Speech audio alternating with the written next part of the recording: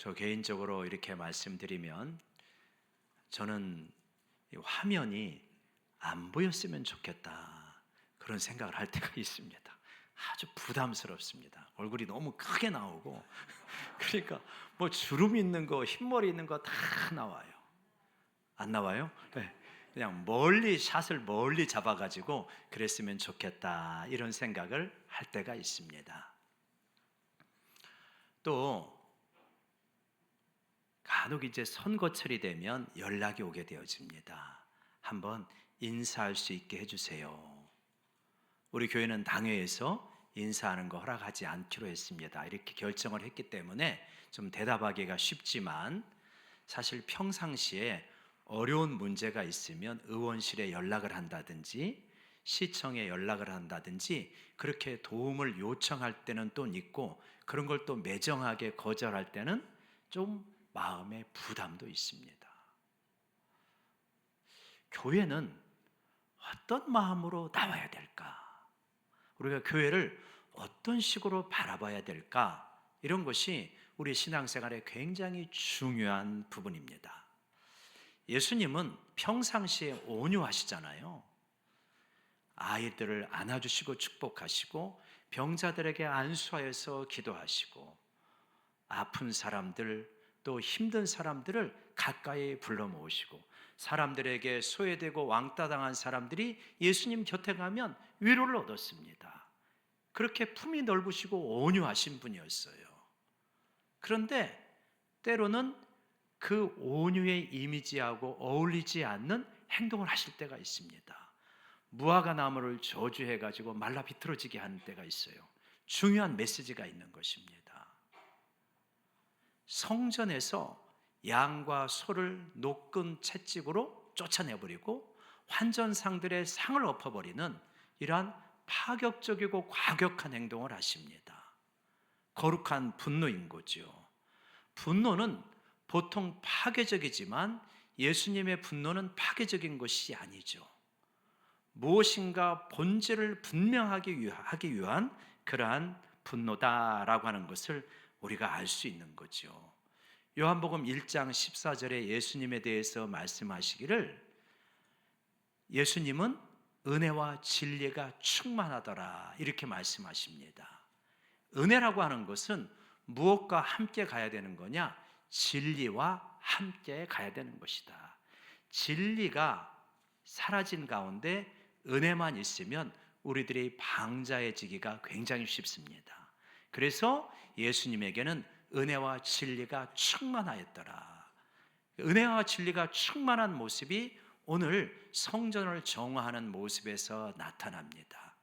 그래서 본질이 사라지고 인간의 욕심이 성전을 뒤엎게 될 때 그것을 바로잡는 거룩한 분노가 오늘 말씀의 현장이다.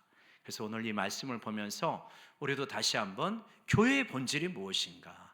우리가 교회 나올 때 어떤 마음을 가지고 나와야 될 것인가?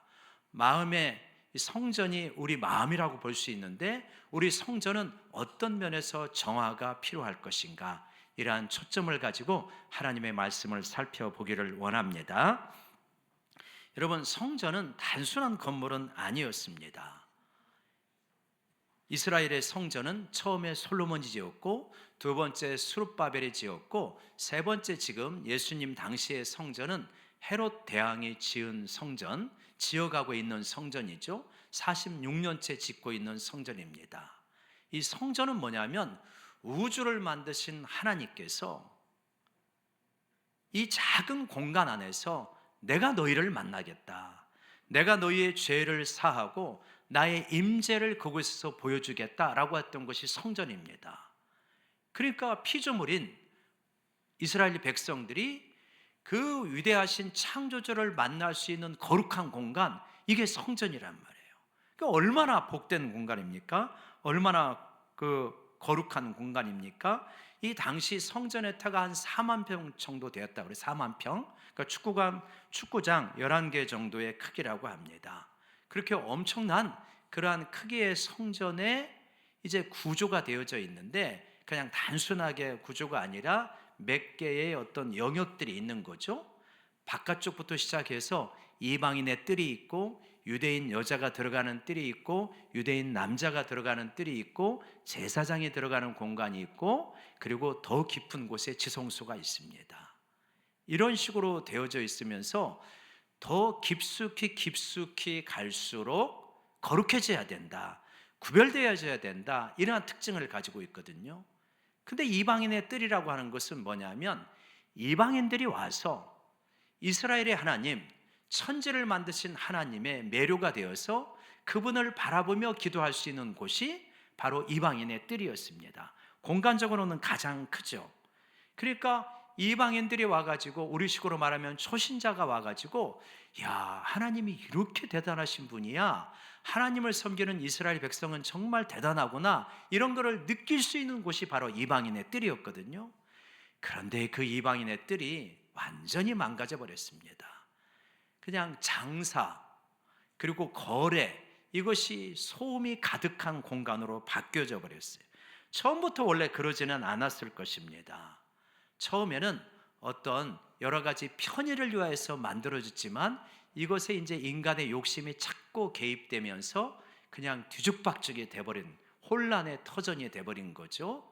거기서 소와 양과 염소와 이런 것들을 사게 되어집니다. 왜냐하면 멀리서 이 짐승들을 끌고 오게 되어지면 상하기도 하고 병에 걸리기도 하고, 그러니까 이게 퇴짜를 맞는 거예요.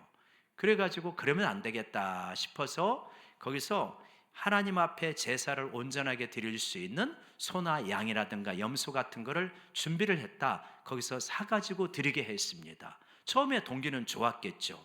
근데 이 자리가 독점의 자리가 되잖아요. 제사장들은 거기에 장사를 허락하는 권세를 가지고 있고 그 자리는 황금알을 낳는 거이니까 웃돈을 주고서라도 그 자리를 살려고 합니다. 그러면서 웃돈을 주고 그 자리를 얻게 되면 폭리를 취하게 되어지고 그 폭리의 일부는 제사장의 뒷주머니로 가게 되어지니까 제사를 드리러 오는 사람들이 그 짐승을 사고 나서는 너무 비싸다, 그래가지고 불만이 가득한 가운데 제사를 드리게 되는 거예요. 그러니까 이게 얼마나 이게 속상한 일입니까? 환전상은 뭐냐면 돈을 바꿔주는 곳인데 하나님의 어떤 성전함에 헌금함에 헌금을 넣는데 그게 뭐냐면 이 당시 통용되고 있는 화폐는 로마의 황제의 초상이 거기에 그려져 있단 말이에요. 그러니까 그거는 하나님 앞에 드릴 수가 없는 거예요. 우상 숭배가 될 수 있기 때문에. 그래서 세겔이라든가 유대인의 화폐로 바꿔가지고 거기에 넣어야 됩니다. 그러니까 환전을 해야 되죠. 근데 환전상은 여기서 또 환전의 폭리를 취하는 거예요. 이래저래 마음이 상합니다. 그래서 처음에 하나님 앞에 올 때 좀 순전한 마음을 가지고 들어와야 되는데 순전한 마음이 안 되고 마음이 확 상해버리는 거예요. 여러분 그러지 않겠습니까? 들어오는데 예배당 딱 들어오고 있는데 우리 중직자가 있다가 혹은 예배원이 있다가 들어오는 사람마다 헌금은 준비하셨죠? 헌금은 준비하셨죠? 계속 물어본다면 얼마나 마음이 상하고 들어오겠습니까? 혹은 주차 이렇게 들어올 때 주차비 선불입니다 이렇게 받는다면 얼마나 마음이 상하겠어요? 그런 정도가 아니죠, 그렇죠? 근데 이렇게 장사하는 소리가 거기에 너무 많은 거예요. 근데 한번 생각해 봐요. 그 장사하는 사람 입장에서는 어땠을까? 옛날에 어떤 권사님이 그러시더라고요. 세상에서 제일 큰 재미가 뭔지 압니까? 그래서 뭐예요? 그랬더니 돈 세는 재미라고. 그래서 그 초기에 돈을 잘 버셨대요. 부대 앞에서 돈을 잘 버셨는데 돈을 벌면 돈을 셀 시간이 없대요. 그래서 집에 들어가서 센대요. 그게 밤이 새도 그렇게 피곤하지 않다 그러네요. 한번 그런 재미 좀 맛봤으면 좋겠죠, 그죠? 예? 근데 이 사람들이 그런 사람들. 6월절 명절이 이스라엘 백성들은 거기에 와서 하나님을 만나려고 오는데 이 사람들은 그런 게 의미가 없어요. 이때야말로 대목이에요. 큰 일 벌이가 되는 그러한 잔치입니다. 그러니까 이걸 어떻게 포기하겠어요? 어찌됐든 여기서 많이 긁어 모으려고 하는 거죠. 그러면서 어떻게 됩니까? 성전은 변질되기 시작하는 거예요. 이들도 명목사가로는 하나님을 섬기는 건데 이들의 실제 신은 누구냐면 물질이에요. 입술로는 하나님을 섬긴다고 하지만 하나님을 섬기는 건 중요한 게 아니야. 다른 사람이 하나님께 제사를 제대로 드리는 것은 중요한 게 아니에요. 그저 내 배, 내 주머니를 얼마나 채울 수 있느냐, 이것이 훨씬 중요한 것입니다. 이들의 신은 여호와가 아니라 물질이었다. 그런 변질이 나타난 거죠. 그래서 예수님께서는 노끈으로 채찍을 만들고, 그래서 짐승을 내어 쫓고 환전상에 상을 뒤엎으면서 나의 이 성전을, 아버지의 집을 장사하는 집으로 만들지 말아라. 이곳은 기도하는 집이고 하나님을 만나는 집이다라고 분명하게 예배의 본질, 성전의 본질을 회복시켜 주는 것입니다. 여러분, 우리 이 말씀을 보면서 오늘 우리의 교회 가운데도, 우리가 하나님 앞에 나올 때도 교회의 본질, 예배의 본질이 회복되어질 수 있기를 원합니다. 우리 주변에 그런 예들이 있을까요? 있을 수 있는 거죠. 우리는 조금 거리가 있지만 미국 교회에서 있었던 일들이죠. 많이 있었던, 지금은 아니겠지만 예전에 많이 있었던 일이라고 그래요. 그래서 안내위원이 있는데 인종차별을 하는 그러한 교회의 경우에 흑인들이 들어오게 되면 여기서 예배 드릴 수 없습니다. 여기는 백인들을 위한 예배 공간입니다. 다른 데 가서 예배를 드리십시오. 이런 안내를 했다 그래요. 안내위원은 나름대로 충성을 했을 것입니다. 그렇지만 그런 안내는 무슨 안내예요? 예수님조차 들어오는 것을 막는 안내였어요. 그분 개인적으로 좋았을 것입니다. 굉장히 건전한 시민이었고 착한 시민이었을 거예요. 그러나 예배의 본질을 완전히 왜곡을 해버렸어요. 그래서 예수님마저 그 예배당에 들어올 수 없을 정도로 막아버리는 그러한 결과가 된 것이지요. 교회가 효율적이고 시스템을 잘 구비하는 거 중요합니다. 그런데 때로는 교회가 지나치게 기업의 논리로 움직이고 있는 것은 아닌가, 그런 것이 걱정될 때가 있어요. 옛날에 어떤 장로님이 그랬어요. 목사님, 교회에 오면 교회 냄새가 나야 되는데 교회에 오면 기업의 냄새가 날 때가 있어요. 이렇다고 한다면 굉장히 잘못된 것이죠. 교회는 교회의 냄새가 나야지 지나치게 시스템, 효율 이런 거 따라가다가, 세상을 따라가다가 교회의 거룩성을 훼손하면 큰 문제가 되는 거죠. 예수님께서 노끈 들고 나타나실지도 모르지요. 우리 교회는 많이 자제를 하고 있습니다만은 바자회 같은 거, 이런 것들 조심해야 되지 않겠습니까? 순수하게 섬기려고 하면 괜찮지만 그런 것이 교인수를 증가시키려고 하고 헌금을 더 많이 확보하려고 하는 수단으로 전락된다면 그거 역시 교회를 장사하는 집으로 바꿀 수 있는 것이다 라고 하는 거죠.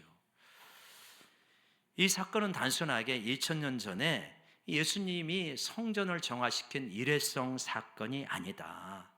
오늘날도 우리의 성전은 정화되고 있느냐라고 예수님께서 도전하시는 사건이죠. 고린도전서 3장 16절에 그렇게 말씀하시잖아요. 너희가 하나님의 성전인 것과 하나님의 성령이 너희 안에 계시는 것을 알지 못하느냐. 그래서 이제 성전은 우리 자신이 된 거죠. 자, 그렇다면 우리의 성전은 하나님이 머무실 만한 그러한 정결한 장소가 되어 있느냐라고 하는 것을 이 말씀을 통해서 점검해야 되는 거죠. 내 성전 안에, 즉 내 마음의 중심 안에 하나님을 만나고자 하는 설레임이 많은 것인가, 아니면 다른 욕심들이 들어와 있는가. 그래서 장사하는 소리가 들리듯이 그냥 흥정의 소리와 계산기 두드리는 소리가 내 마음속에 있는 것은 아닌가, 이거를 점검을 우리가 같이 해야 되겠죠. 그래서 여러분, 내 마음이 거룩하고 정결하게 되어질 때, 그러할 때 하나님께서 이 성전 속에 내 마음속에 머무시면서 이 세상이 줄 수 없는 거룩한 평화를 우리 가운데 주시리라 믿습니다. 그래서 여러분, 한번 우리가 교회를 오면서 다시 한번 우리의 동기들을 한번 점검해 봐야 돼요. 우리는 진짜 하나님 앞에 나올 때 주님을 만나고자 하는 설레임을 가지고 거룩한 동기를 가지고 하나님 앞에 나오는가? 이 교회를, 이 예배당을 우리가 혹시라도 다른 욕심과 사심의 도구와 장으로 만들어 가고 있지는 않는가 하는 것을 우리 자신이 냉철하게 점검을 해봐야 되는 거죠. 그래야 주님으로부터 꾸지람 내지는 버림을 받지 않게 되어지는 거죠. 여러분, 그래서 주님이 왜 그렇게 성전을 정화하면서 이 백성들에게 주시고자 했던 것은 무엇이냐? 성전은 너희의 욕심을 채우는 곳이 아니다. 교회는 너희의 욕심을 채우는 곳이 아니다. 교회는 너희의 사적인 동기를 채우는 곳이 아니다. 교회는 하나님을 만나는 곳이야. 교회는 하나님의 임재가 가득한 곳이야. 이거를 우리에게 말씀하고 싶으신 거지요.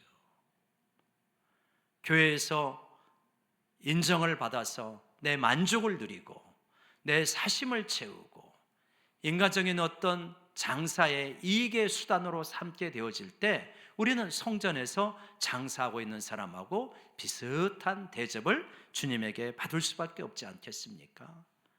교회당은 거룩한 곳이 돼야 된다. 정말 하나님의 임재를 사모하고 임재에 대한 설레임으로 나올 수 있는 곳, 그곳이 바로 우리 영광교회가 되기를 원합니다. 이제 그렇게 되어졌을 때 놀라운 역사들이 일어나요. 거룩한 공간이 되어졌을 때, 거룩함을 사모하면서 나오게 되어질 때 놀라운 역사들이 일어납니다. 우리 교회 중직자 한 명은 교사로 임명을 받고 내가 어떻게 하면 이 교사의 직분을 잘 감당할 수 있을까? 하나님 앞에 새벽에 나와서 간절히 기도하다가 하나님의 영을 받고 회개하고 새로운 존재로 거듭나게 되어집니다. 우리 청년 한 명은 어떻게 하면 하나님을 만날 수 있을까 고심하며 예배드릴 때 하나님의 영이 강하게 임하여서 완전히 거듭남을 체험하고 회심을 체험하게 됩니다. 저 역시도 하나님 앞에 새벽 예배를 드리면서 사도 바울과 같은 삶을 갈망하게 되었을 때 이 세상이 줄 수 없는 놀라운 은혜와 기쁨과 이러한 평강을 하늘로부터 부음받는 그러한 역사가 일어났습니다. 제가 알고 있는 것은 이 외에도 많이 있지만 여러분, 예배당은 어떤 곳이냐? 이렇게 하나님을 만나서 우리가 변화되는 곳이 예배당입니다. 아멘이십니까? 우리는 이 마음을 가지고 교회에 나와야 됩니다. 이 설레임을 가지고 교회에 나와야 됩니다. 다른 어떤 장사의 목적, 다른 인간적인 목적, 다른 어떤 정서적인 목적을 가지고 나오는 게 아니라는 거예요. 하나님을 만나고자 하는 마음, 하나님 앞에 기름 부음을 받고자 하는 마음, 하나님을 만나지 않으면 나는 이 세상을 살아갈 힘이 없습니다. 그 거룩한 열심을 가지고 나오게 될 때 하나님이 만나주시는 역사가 일어나게 되리라 믿습니다. 하나님을 만나면 우리의 삶이 바뀌어요. 우리의 노력, 우리의 의지, 우리의 열심 정말 약합니다. 나 이제는 정말 주님만 섬길 거야, 이런 마음을 가지고 가다가다고요, 조금만 어려운 일만 생기면 금방 풀이 죽는 때가 얼마나 많은지 몰라요. 어제 강은도 목사님이 이제 저녁에 우리 여기에서 우리 주일학교 교사 연합회 또 우리 청년들을 위한 이러한 집회를 했습니다. 강원도 목사님, 저는 설교 처음 들었는데 일단 재밌더만요. 재밌고 노래를 참 잘하시대요. 근데 진짜 놀란 거는 뭐냐면 우리 스피커를 보면서 메이어라고 하는 걸 한 방에 알대요. 그래서 깜짝 놀랐습니다. 이게 메이어 저거 그렇게 잘 모르거든요. 그래서 이 스피커가 여러분 세계적으로 알아주는 이 클래스입니다. 그래가지고 저걸로 가지고 저거 하나로 본당을 커버한다고 하면서 아는 거예요. 근데 인상적인 장면이 하나 있더라고요. 믿음이란 무엇이냐? 100% 확신을 가지고 나가는 게 믿음이 아니다. 어떻게 그렇게 나가냐? 교회에서는 아멘 아멘 하지만 나가서는 에라 모르겠다고 나가는 게 믿음이다. 그렇게 말하더라고요. 교회에서는 아멘 아멘으로 하면서 나가서 아멘 아멘으로 나갈 것 같지만 51대 49다. 하나님 그냥 모르겠어요, 나 하나님 믿고 그냥 한번 저질러 볼래요, 이렇게 나가는 게 믿음이다, 그런 이야기를 하더라고요. 굉장히 인상적이었습니다. 여러분, 우리가 교회에서 정말 하나님을 만나서 이 힘을 얻는 거죠. 그래서 세상에 나가서 할 일이 산적해 있을 거예요. 지금 경기가 지금 너무 어렵고 힘들다 그래요. 자영업 하시는 분들 너무 어렵다 그래요. 그래서 어떻게 버티느냐, 이 실험을 하고 있는 분들이 많은데, 우리가 주일날 예배를 드리고 성령의 기름 부음을 받고 하나님을 만나고 은혜가 채워지게 될 때, 주님, 세상은 여전히 어렵지만 나와 함께 하시는 하나님을 의지하고 한 걸음 도전합니다, 이 역사가 일어나게 될 줄로 믿습니다. 우리가 예배를 드릴 때마다 이 변화와 이 은혜를 입어야 되는 것입니다. 그런데 이 은혜를 입지 못하게 방해를 한다는 거예요. 뭐가? 우리의 욕심을 가지고 대하는 사람들이 우리를 방해할 수 있다. 그거를 예수님께서 굉장히 안타까워하시고, 그리고 분노하시고, 그거를 정결케 하는 것입니다. 왜요? 이방인의 뜰은 장사하는 사람들의 영혼만 손상시킬 뿐만 아니라 곁에 있는 사람들의 영혼도 손상시키는 거예요. 그죠? 제사를 드리러 왔는데 폭리를 취하는 재물 때문에 마음이 상해버려요. 그러니까 예배를 드릴 수가 없는 거예요. 제대로 하나님을 만날 수가 없는 거예요.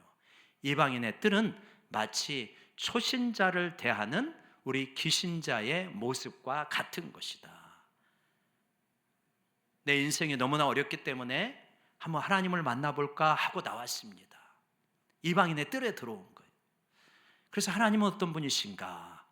목사님이 말씀을 하는데 때로는 그런가 보다 하는 거 하지만, 때로는 이방인의 뜰이 뭐야, 제사장이 뭐야, 지성소가 뭐야, 모르는 단어가 많네, 그러면서 애매하고 힘들어하고 있단 말이에요.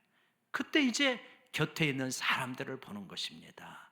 나한테 교회 가자고 했던 사람을 보고, 반갑게 맞이하는 사람을 보고, 옆에서 식사하는 사람을 봅니다. 그 표정이 바로 이방인의 뜰인 것이죠.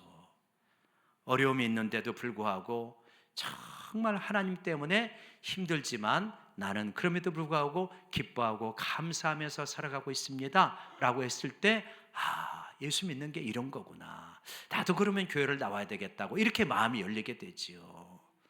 근데 나왔는데 찬양을 부르는데 미칠 것 같은 이 세상, 이런 찬양이 나오고 있고, 그리고 그냥 죽겠어, 힘들어 죽겠어, 불평, 원망, 그냥 이런 거 넋두리나 하고 있고, 그러면 하나님 믿어도 별게 없는가 보다, 그러면 다른 데 가볼까, 이런 생각하지 않겠습니까?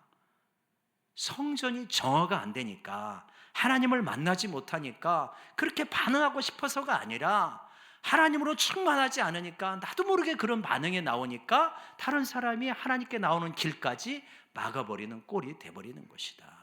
그래서 여러분, 우리가 교회를 바라보고 예배당을 바라볼 때 거룩한 마음을 가지고, 나는 하나님을 만나지 않고 은혜를 받지 않으면 견딜 수 없습니다, 이러한 사모하는 마음을 가지고 설레임을 가지고 나올 때 하나님의 거룩한 영이 우리를 충만케 할 줄로 믿습니다.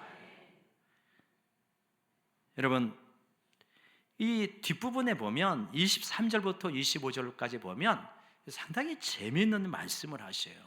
예수님께서 예루살렘에서 표적을 행합니다. 그러니까 많은 사람이 그의 이름을 믿었다고 했어요. 그러면 예수님이 그들의 믿음을 귀하게 여기실 것 같은데, 예수님이 뭐라고 합니까? 자기 몸을 그들에게 의탁하지 않았다, 그렇게 말합니다. 의탁한다고 하는 단어도 믿는다는 단어하고 동일한 것입니다. 예수님께서 그들을 불신했다, 그런 의미가 아니라 그들에게 자기 자신을 온전히 의지하지 않았다, 이런 것이죠. 왜요? 왜 그렇습니까? 왜냐하면 친히 모든 사람을 아심이요, 또 25절 마지막 부분에 보면 이는 그가 친히 사람의 속에 있는 것을 아셨습니다. 사람의 속에 있는 것을 아셨기 때문에 그들을 너무 의지하지는 않았습니다. 누구만 의지하는 겁니까? 하나님만 의지하는 거예요. 여러분, 우리가 교회 다니면서 교회 신앙생활에서 힘든 게 시험이 들고 상처를 받아서 힘든 거잖아요. 물론 시험을 주고 상처를 주는 사람이 책임이 없다, 그거 그렇게 말할 수 없죠. 그거 굉장히 조심해야 되는 거죠. 그러나 시험 받고 상처받는 몫의 상당 부분의 책임도 나에게 있는 것이다. 예수님은 시험 받고 상처받을 일이 얼마나 많았는지 모릅니다. 그렇지만 내가 시험 받아서 이 구속사역 못하겠다, 하나님 다시 천국으로 올라가겠습니다, 그러시지 않았어요. 끝까지 그 일을 감당하십니다. 왜요? 어떻게 이 일을 감당합니까? 모세도 힘들어가지고 하나님 나 좀 데려가 주십시오 그랬던 적이 있잖아요. 근데 어떻게 예수님은 이러실 수 있느냐? 사람의 속에 있는 것이 무엇인지를 아셨다. 아, 사람은 의지할 만한 존재가 못 되는구나, 그 속을 아신 거예요. 우리가 다른 사람을 보기 이전에 나 자신을 보면 됩니다. 내가 내 자신을 믿을 수 있나요? 제가 제 자신을 보니까 참 믿기 어렵다, 그런 생각을 할 때가 많아요. 이렇게 여러 가지 일들이 잘 되어지면 할렐루야, 나는 오직 그냥 주님만 바라보면서 주님만 오직 찬양하면서 살겠습니다 했다가 어려운 일이 겹쳐서 일어나게 되면 아이고 하나님 어떻게 하면 좋습니까? 그냥 풀이 또 푹 죽어버리고 왔다 갔다 할 때가 정도의 차이는 있겠지만 다 있는 거 아니겠어요? 그러니 그런 사람을 어떻게 의지하고 그 평판에 의지해서 살아갈 수 있겠습니까? 그 인정과 평판과 칭찬을 의지해서 어떻게 내가 힘을 얻을 수 있겠냐고요. 사람이 칭찬하면 힘이 생기지만 사람이 박대하면 그냥 풀이 죽을 수 있는 게 우리 인생인데, 그래서 여러분, 우리가 의지할 것은 사람이 아니라 하나님밖에 없다. 정말 이게 그냥 이 스테레오타입에 그냥 늘 진부한 표현이 아니라 예수님이 그렇게 살아가신 거예요. 예수님이. 그러면서 너희들도 교회 생활 잘하려면 나를 좀 닮아봐라. 내가 왜 이렇게 했는지 너희도 좀 깊이 생각해봐. 사람 의지하고 사람 인기, 평판, 칭찬 그거 붙들고 살아가면 반드시 더 시험 든다. 네가 붙들어야 되는 것은 뭐냐? 네가 붙들어야 되는 것은 사람이 인정을 하든 인정을 하지 않든 오직 하나님의 인정 바라보면서 살아가라. 하나님의 시선을 바라보면서 살아가라. 여러분, 하나님의 시선을 의지하며 살아가게 될 때 사람이 인정하지 않아도 하나님이 인정하시는 놀라운 증거들을 우리 삶에 보여주기 시작하십니다. 그게 놀라운 거예요. 신앙생활은 길게 해야 됩니다. 짧게 하는 게 아니에요. 사람들의 평판과 인정은 짧은 단기적인 거예요. 하나님의 칭찬과 인정은 인생 후반전에 인생 긴 끝에 들어오기 시작합니다. 하나님의 인정이 따라오기 시작해요. 그래서 삶의 열매들로 나타나는 거예요. 이게 얼마나 복된 것입니까?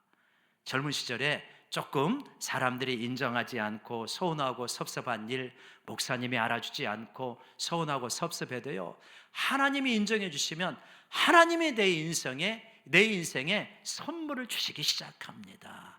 이 선물 받으시기 바랍니다. 믿음이 없으면 하나님을 기쁘시게 하지 못하나니 하나님께 나아간 자는 반드시 그가 살아계신 것과 그가 자기를 찾는 자들에게 상 주시는 이심을 믿어야 할지니라. 인생 전반에 걸쳐서 하나님이 상을 주시기 시작해요. 여러분, 사람의 변덕스러운 평판을 상으로 받으시겠습니까? 지극히 신실하신 하나님의 인생의 열매라는 상을 주시겠습니까? 상을 받으시겠습니까? 말할 것도 없죠. 어떤 게 수지 맞는 것입니까? 너무 사람에게 의지하고 사람에게 인정받고 거기에 우리 목을 매는 게 아니라 주님, 저는 누가 뭐래도 예수님께 인정받고 싶어요. 그래서 주님의 인정이라는 선물을 상으로 받는 우리 모두가 되시기를 주의 이름으로 축원합니다. 기도하십시다. 하나님 아버지, 우리 마음의 성전을 깨끗하게 정결하게 하기를 원합니다. 하나님, 욕심, 사심, 또 인기에 연연해 하는 것, 하나님, 그러한 것들에 늘 붙들려 살아가다가 정작 하나님을 놓치고 예배당에 올 때는 하나님을 만나는 설레임보다 사람에 대한 표정을 먼저 살피는, 사람에 대한 이익을 먼저 살피는 그런 일이 없도록 우리를 붙들어 주시옵소서. 주님, 우리가 우리 곁에 있는 사람들을 인정하고 소중하게 여기고 사랑해야 되는 것은 맞지만, 주님, 사람들의 인정과 평판과 인기에 우리의 목을 메어서 정작 중요한 하나님의 상을 놓치는 일이 없도록 도와주시옵소서. 우리 모두는 성전이 정화해서 하나님의 임재와 은혜가 가득하고 하나님의 시선을 의식하고 살아가기 때문에 하나님의 상을 받는 우리 모두가 되게 축복하여 주시옵소서. 예수님의 이름으로 기도드리옵나이다. 아멘.